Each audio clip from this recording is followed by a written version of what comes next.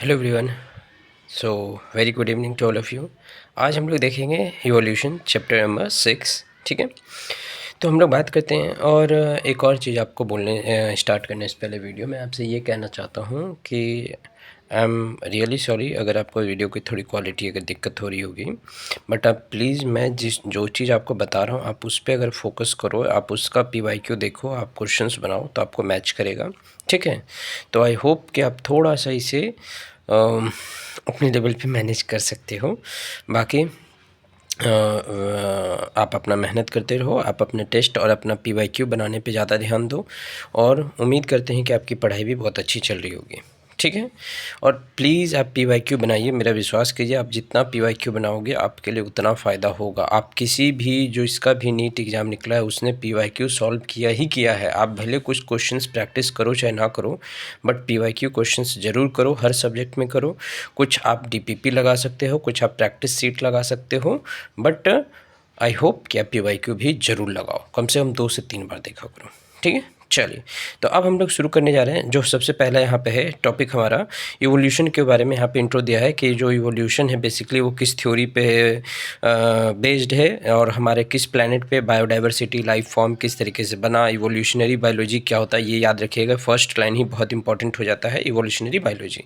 फिर origin of life के बारे में यहाँ पे बताया गया है। ओरिजिन ऑफ लाइफ को लेकर के ये बोला गया है कि पैंसपर्मिया मतलब जैसे कि थ्योरी ऑफ गॉड, ये सब चीज़ को लेकर बोला गया था। तो इन सब चीज़ों के बारे में डिस्टेंस कितना है, किलोमीटर कितना है, ये सब चीज़ आप याद रखिएगा। मेन यहाँ से स्टार्ट होता है कि लगभग न्यू डाटा में आपका ये दिया है 13.8 बिलियन ईयर्स अगो हमारा अर्थ जो है ओल्ड है, इतना 13.8 बिलियन ईयर्स अगो। फिर यहाँ पे बिग बैंग थ्योरी के बारे में बोला गया है। फिर बोला गया कि सबसे पहले धरती पे कौन सा गैस बना था, किस तरीके से गैस बना था, मिल्की वे कैसे आया था, कितना साल पुराना है हमारा अर्थ, वो चीज़ बोला गया। अर्थ पे जो सबसे पहला यहाँ पे हमको देखने के लिए मिला एटमॉस्फेयर तो नहीं था, तो सबसे पहले क्या water vapour, methane, carbon dioxide, ammonia, ये सब चीज़ हमको देखने के लिए मिला, जो कि मोल्टेन फॉर्म में आपको यहाँ पे देखिएगा कि जो लावा होता है, लावा मोल्टेन का मतलब होता है लावा, लावा से हमारा धरती कवर था, उसी में ये सब चीज़ें प्रेजेंट थी। फिर उसके बाद में ऑक्सीजन कंबाइन होकर के अमोनिया के साथ में मीथेन बनाया, फिर वाटर बनाया। इस तरीके से पूरा यहाँ पे थ्योरी दिया है। आप जो मैं यहाँ पे अंडरलाइन किया हूँ प्लीज़ वो बहुत इंपॉर्टेंट, आप उसे देखना। पैंसपर्मिया यानी कि थ्योरी ऑफ, जिसको गॉड या फिर बोला जाता है एस्ट्रोनॉमर्स, मतलब कहने मतलब है कि जो ये एस्ट्रोनॉमर्स क्या बोलते हैं, जो पंडित लोग या जो बोलते हैं भगवान या जो बोलते हैं कि ये सब चीज़ों को मानते हैं, उनके लिए मतलब ये बहुत फेमस थ्योरी था कि भगवान का बनाया हुआ धरती है, ये सब चीज़ें। उसके बाद में ओपरन और हेल्डेन आए थे, उन्होंने अपना बेस्ट थ्योरी दिया। ओपरन हेल्डेन के बाद में जो सबसे फेमस यहाँ पे एसल मिलर का जो एक्सपेरिमेंट आया था, जो कि क्या चीज़ है कि मीथेन यहाँ पे, ठीक है, फिर हाइड्रोजन, फिर उसके बाद में अमोनिया, वाटर, ये सब वेपर, इतना में इलेक्ट्रिसिटी दिए। फिर उसके बाद में अर्थ का मतलब एक तरह से बोल सकते हैं अर्थ हमारा जो है लावा का मतलब गोला था, एक तरीके से आग का ही गोला था, हाई टेम्परेचर था, वॉल्केनिक इरप्शंस हो रहा था और हमारे धरती पे बहुत सारा तूफान चल रहा था। तो ये सब चीज़ों का थ्योरी को लेकर के उन्होंने एक एक्सपेरिमेंट किया, और वो ये एक्सपेरिमेंट बहुत इंपॉर्टेंट है, याद रखिएगा। इस एक्सपेरिमेंट में क्या क्या चीज़ कहाँ पे क्या दिया गया है और क्या पाया गया है वो चीज़ याद रखिएगा। बॉइलिंग वाटर, फिर लिक्विड, फिर वहाँ पे वाटर, जब ये सारा चीज़ देने के बाद में वाटर में हमको क्या देखने मिला, अमोनिया, ये सब चीज़ें प्रेजेंट था। यानी कि कुछ हमारे यहाँ पे ऑर्गेनिक कंपाउंड्स देखने के लिए मिला, ठीक है, जो आज के टाइम पे हमारा धरती को बनाने के लिए बहुत ज़्यादा सफिशिएंट थे। उसमें क्या क्या देखने मिला, giant molecule, RNA, protein, polysaccharides, ये सब चीज़ हमें देखने के लिए मिला। फिर इवोल्यूशन ऑफ यहाँ पे क्या चीज़ आ जाता है, लाइफ फॉर्म्स थ्योरी का, कि जैसे कि हर किसी का एक अपना अपना थ्योरी था कि इवोल्यूशन कैसे हुआ। तो सबसे पहले यहाँ पे इवोल्यूशन पे थ्योरी देने वाले कौन थे, हमारे सबसे महान साइंटिस्ट चार्ल्स डार्विन के बारे में, जो HMS बीगल शिप पे वो यात्रा पे निकले, मतलब घूमने के लिए निकले एक तरीके से, और घूमते घूमते उन्होंने ये थ्योरी गढ़ दिया और बताया कि जो इवोल्यूशन है वो एक तरीके से क्या है, धीरे धीरे चेंजेज आता है धरती पे, जानवरों में इवॉल्व किया। यानी कि अनदर वर्ड यूज, मतलब एक तरह से उन्होंने ये भी बोला कि जो पॉपुलेशन है वो फिटनेस पे ज़्यादा डिपेंड करता है, जो फिट रहेगा वही आगे बढ़ेगा, और इवोल्यूशन से ही धरती आगे बढ़ा है, मतलब हम लोग का धरती पे धीरे धीरे इवॉल्व किया है। फिर उसी तरीके से यहाँ पे नेचुरल सिलेक्शन के बारे में भी बोला गया था वर्ड। फिर एल्फ्रेड वॉलेस, इन्होंने भी सेम वही, ये भी नेचुरलिस्ट थे, जो कि जैसे ये आइलैंड पे ये सर्च किए थे, ठीक है, गैलापागोस आइलैंड पे इन्होंने मतलब पूरा का पूरा डार्विन फिंच के बारे में इन्होंने अपना बताया था। उसी तरीके से एल्फ्रेड वॉलेस भी आर्कियोप्लैग आइलैंड पे जाकर के इन्होंने अपना पूरा का पूरा मतलब ब्यौरा मतलब अपना तैयार किया था जानवर को लेकर के, स्पीसीज को लेकर के। फिर उसके बाद में जो यहाँ पे डिफरेंट एराज में जो अर्थ पे जो हिस्ट्री है वो कितना एरा में बटता है, तो इकोज पीरियड और एराज में इस तरीके से, ठीक है ये चीज़। फिर उसके बाद में सबसे जो मोस्ट इंपॉर्टेंट है यहाँ पे जो आता है क्या चीज़, हमारा एविडेंस, इवोल्यूशन का एविडेंस कैसे कैसे दिया गया। तो इवोल्यूशन का एविडेंस मतलब क्या चीज़ है, लोग बताते हैं कि धरती पे जैसे आप मिट्टी को खुदाई करोगे तो फॉसिल से आपको पता चल जाएगा। फिर जैसे यहाँ पे किस तरह का मिट्टी होना चाहिए, किस तरह का लेयर होना चाहिए, वो चीज़ हो गया एविडेंस। फिर ऑन्टोजेनिक क्या होता है, फाइलोजेनिक क्या होता है, ये सब चीज़ों को लेकर याद रखिएगा। पैलियोजेनिकल क्या होता है, एविडेंस, ये भी चीज़ आप यहाँ पे पढ़ लीजिएगा। एक तरह से ऐसा एविडेंस जो कि क्या चीज़ है कि आपको फॉसिल्स के फॉर्म में देखने मिल सके।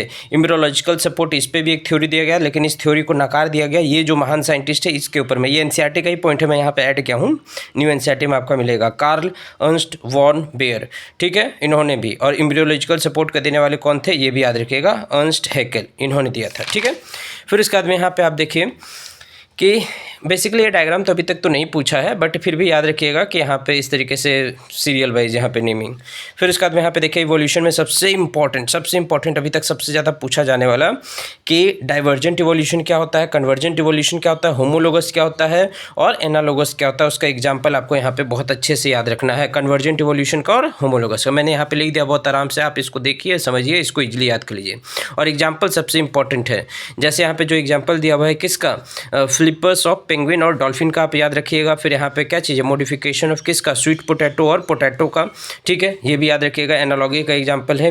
फिर नेचुरल सिलेक्शन के बारे में बोला गया, नेचुरल सिलेक्शन याद रखिएगा। फिर इंडस्ट्री पे जो एक आया था डार्क, क्या चीज़ है, डार्क मोथ के ऊपर में, डार्क विंग मोथ के ऊपर में और लाइट मतलब ग्रे विंग मोथ के ऊपर में, यानी कि इसके ऊपर में ये चीज़ कि कैसे इंडस्ट्री, यानी कि जो धीरे धीरे धरती पे मतलब पोल्यूशन बढ़ा, तो यहाँ पे देखो इसमें चेंजेज आ गया कि पहले किसको पकड़ने में ईजी हो जाता था, पहले पकड़ने में ईजी हो जाता था किसको, एक तरीके से बोल सकते हैं वाइट को, ठीक है। यहाँ पे फिगर में दिख रहा है white wing moth and dark wing moth. यहाँ पे मेलानाइज्ड पहले मतलब कि वाइट आराम से पकड़ाता था, फिर उसका सॉरी डार्क पकड़ाता था, वाइट नहीं पकड़ाता था।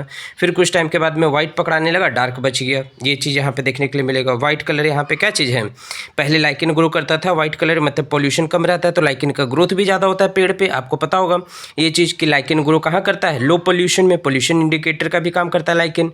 तो इसकी वजह से वाइट बच जाता था, डार्क खत्म हो जाता था। धीरे धीरे जब इंडस्ट्री बना तो उसका जो ब्लैक सूट होता है, राख होता है, पेड़ पे पड़ने लगा, तो पेड़ का जो स्टेम हो गया वो काला पड़ गया। काला पड़ने की वजह से क्या चीज़ है, वाइट अब पकड़ाने लगा और ब्लैक संख्या में बढ़ गया। समझ आया, यही चीज़ यहाँ पे बताया गया है इंडस्ट्री वाला।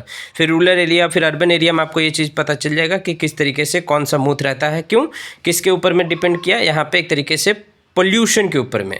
शहर में पोल्यूशन ज़्यादा है तो वहाँ का जो पेड़ होता है काला होता है, राख होता है उस पर चढ़ा हुआ, यही चीज़ बोला गया है। और गांव देहात का जो पेड़ होता है उसमें लाइकेन होता है, वाइट कलर का साफ होता है, ठीक है। ये चीज़, उसका छाल देखिएगा, छाल पे वाइट कलर का लाइकेन रहेगा, ठीक है ना।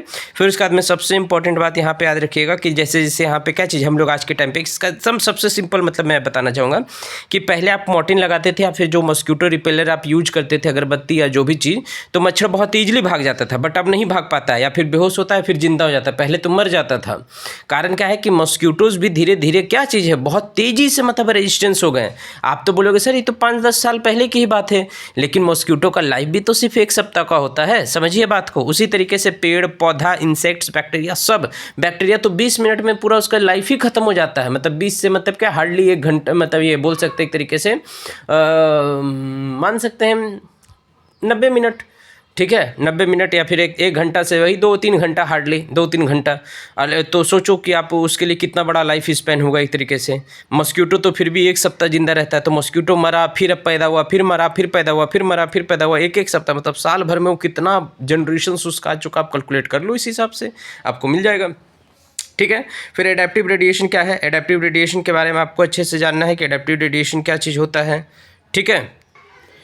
एडेप्टिव रेडिएशन के बारे में आपको ये चीज़ पता होगा, एडेप्टिव रेडिएशन क्या होता है। एडेप्टिव रेडिएशन का मतलब है कि अलग अलग जानवर जो है, ठीक है, मतलब कि कहने का मतलब ये चीज़ हो गया कि एडेप्टिव रेडिएशन में कि जानवर का जो स्पीसीज है वो सेम है, एक ही जगह पे, मतलब एक ही एक पर्टिकुलर हैबिटाट बोल सकते हैं, या फिर अलग अलग एरिया से थोड़ा थोड़ा अलग अलग एरिया में, लेकिन उनका हरकत अलग तरीके से। समझ आ रहा है एडेप्टिव रेडिएशन का मतलब? कहने मतलब है कि इवॉल्व कर गया वो आपस में ही, प्रजाति एक ही है लेकिन जोग्राफिकल एरिया या हैबिटाट के हिसाब से वो अपना अपना शरीर या फिर अपना अपना ढांचा चेंज कर लेता है। ठीक है, फिर उसके हिसाब से फिर यहाँ पे एक याद रखिएगा, यहाँ पे क्या चीज़ हो गया कि ये भी मार्सुपियल एनिमल्स में भी आपको रेडिएशन देखने के लिए मिलेगा कि अलग अलग। अब यहाँ पे ध्यान से सुनिएगा, अलग अलग प्रजाति है यहाँ पे, अलग अलग प्रजाति, लेकिन फंक्शन सेम है। तो इस तरह का जो इवोल्यूशन आपको देखने के लिए मिलेगा उसको हम लोग क्या बोलेंगे? उसको हम लोग बोलते हैं यहाँ पे क्या चीज़ है, अगर more than one adaptive radiation देखने मिलेगा तो इसको बोलते हैं कन्वर्जेंट इवोल्यूशन। समझ आ रहा है? अगर more than one adaptive radiation देखने मिला तो उसको बोलते हैं कन्वर्जेंट, और एक सिंगल एडेप्टिव रेडिएशन देखने मिला तो उसको बोलेंगे डाइवर्जेंट। ठीक है, अब बोलिएगा सर डाइवर्जेंट और जो कन्वर्जेंट है उसमें डिफरेंस क्या है? ये आप जब अभी होमोलोगस और एनालोगस आप पढ़े होंगे तो आप प्लीज़ वहाँ पे ध्यान से पहले पढ़िएगा कि कन्वर्जेंट क्या होता है और डाइवर्जेंट क्या होता है, तब आपको ये चीज़ समझ आएगा कि कन्वर्जेंट और डाइवर्जेंट में फ़र्क क्या है। ठीक, समझ गए यहाँ पे बात? ये चीज़ मैंने यहाँ पे लिख दिया, पहले आप कन्वर्जेंट का थ्योरी पढ़िए, फिर उसके बाद में डाइवर्जेंट का, तब ये चीज़ आपको समझ में आएगा कि ये क्या यहाँ पे बोला है। ठीक है, फिर बायोलॉजिकल यहाँ पे इवोल्यूशन के बारे में बताया गया। बायोलॉजिकल इवोल्यूशन में यहाँ पे फिटनेस के बारे में बोला गया है, ज़्यादा यहाँ पे कुछ खास नहीं। ब्रांचिंग डिसेंट क्या है, नेचुरल सिलेक्शन क्या होता है, वो चीज़ आप यहाँ पे ध्यान से देख लीजिएगा। ठीक है, आगे बढ़ते हैं। यहाँ पे हम लोग यहाँ पे देखिए, यहाँ पे क्या चीज़ है, कुछ कुछ थ्योरी दिया गया है। यहाँ पे मैलेथस का थ्योरी है, यहाँ पे डार्विन का थ्योरी है, यहाँ पे फिर यहाँ पे क्या चीज़ है कि सीजनल फ्लक्चुएशंस या नेचुरल सिलेक्शंस के बारे में यहाँ पे दिया गया है। वही सब चीज़ बताया गया कि किस तरीके से सर्वाइव करना चाहिए वो चीज़। फिर आते हैं हम लोग क्या चीज़ यहाँ पे, मैकेनिज्म ऑफ इवोल्यूशन। इससे इंपॉर्टेंट है, इसमें जो ये साइंटिस्ट है ह्यूगो डिवरीज जो यहाँ पे बताए थे, उन्होंने अपना थ्योरी दिया था कि किस तरीके से म्यूटेशन होता है, किस तरीके से चेंजेज आता है, म्यूटेशन होने से भी चेंज आता है, साल्टेशन क्या होता है, स्पीसिएशंस क्या होता है, ये भी चीज़ आपको याद रखना है। जैसे म्यूटेशन होने से सडन चेंज हो सकता है, अचानक से चेंज आ सकता है प्रजाति में। फिर इसके बाद में हार्डी-विनबर्ग प्रिंसिपल सबसे इंपॉर्टेंट और सबसे ज़्यादा इसी से ट्रिकी क्वेश्चंस पूछता है, और आपको ये चार्ट अच्छे से याद रखना है कि इस चार्ट में क्या है, क्या रहा है। समझ आ रहा बात? ये चीज़ इस चार्ट में कहना क्या हो रहा है, ये चीज़ आपको अच्छे से समझना होगा। बात समझे ये चीज़? फिर उसके बाद में ये थ्योरी आप अच्छे से पढ़ लीजिएगा कि थ्योरी एक एग्जांपल मैंने यहाँ पे लेकर के मैं आपको बताया हूँ कि देख लीजिए कि मान लीजिए कि डबल ए यहाँ पे क्या चीज़ 36%, कैपिटल ए स्मॉल ए हो गया 48%, और स्मॉल ए हो गया 16%। तो सबका कितना होगा यहाँ पे डाटा परसेंटेज के हिसाब से आप एक बार इसको देख लीजिएगा। फिर पी स्क्वायर का मतलब क्या है, डबल ए, 2pq का मतलब हो गया कैपिटल ए कि स्मॉल ए, फिर क्यू स्क्वायर का मतलब हो गया स्मॉल ए। ठीक है, इस पर आप न्यूमेरिकल्स आप चाहो तो बहुत सारा आप पढ़े होगे, डीपीपी लगा लेना, जरूर लगाना इसमें ये चीज़। जेनेटिक ड्रिफ्ट के बारे में पढ़ लीजिएगा, नेचुरल सिलेक्शन के बारे में, और यहाँ पे ये चीज़ जरूर पढ़िएगा, दो थ्योरी के बारे में बताया गया यहाँ पे, एक जीन फ्लो क्या होता है और एक जेनेटिक ड्रिफ्ट क्या होता है, और उसी से फिर फाउंडर इफेक्ट यहाँ पे बताया गया है, फाउंडर इफेक्ट क्या होता है। ठीक है, आगे बढ़ते हैं। नेचुरल सिलेक्शन को लेकर के कुछ थ्योरी यहाँ पे दिया गया है। नेचुरल सिलेक्शन, ये लाइन अच्छे से पढ़ लीजिएगा, 3 लाइन अच्छे से पढ़ लीजिएगा। Natural theory, brief account of evolution में। अब आते हैं ब्रीफ अकाउंट ऑफ इवोल्यूशन। ये चार्ट अगर देखना चाहें तो देख सकते हैं टाइम के हिसाब से, ये वाला कि किससे कौन बिलोंग करता है, ये इंपॉर्टेंट है। ये वाला इधर जो मैं बता रहा हूँ ये इंपॉर्टेंट है, इससे नहीं पूछा जाता है, ये इंपॉर्टेंट है। समझे बात को? ये यहाँ पर आपके लिए इंपॉर्टेंट हो जाता है। ठीक है, ओके। नेक्स्ट हम लोग यहाँ पे चलते हैं, क्या चीज़ यहाँ पे मैंने यहाँ पे डाटा लिख दिया। इसको पढ़ने से बेटर आप प्लीज़ ये मेरा डाटा देख लो कि कौन सा कब साल में क्या क्या चीज़ हुआ था, इफेक्ट हुआ था। यही यहाँ पे इंपॉर्टेंट है कि 2000 मिलियन ईयर्स अगो क्या हुआ, फिर 500 मिलियन ईयर अगो क्या हुआ, फिर उसके बाद में यहाँ पे क्या चीज़ है कि 300 million years ago, 350 million years ago क्या हुआ, फिर 320 मिलियन ईयर्स अगो क्या हुआ, 350 मिलियन ईयर अगो क्या हुआ। 1958 में एक मछली पकड़ाया था जो लोगों को लगा था कि ये विलुप्त हो चुका है।